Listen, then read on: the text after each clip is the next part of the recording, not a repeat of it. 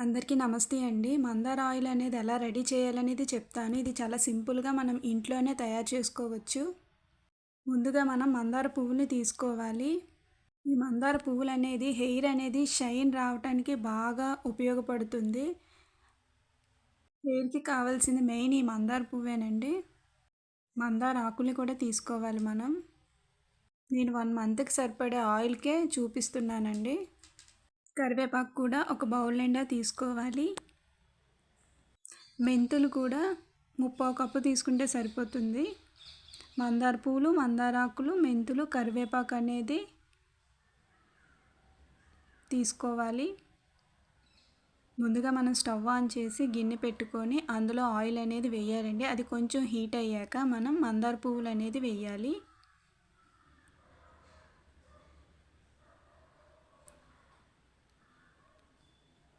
కరివేపాకు కూడా వేయాలండి.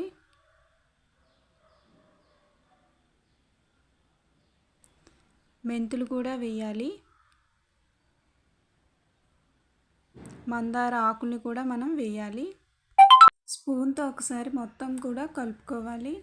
వీటిలో ఉండే ఔషధ గుణాలన్నీ ఆయిల్కి బాగా పట్టాలి. ఈ విధంగా సిమ్లో అనేది పెట్టుకోవాలి. ఒక 10 మినిట్స్ పాటు అలానే ఉంచాలి. ఈ విధంగా బబుల్స్ అనేది రావాలి. కలర్ కూడా చేంజ్ అవుతుంది.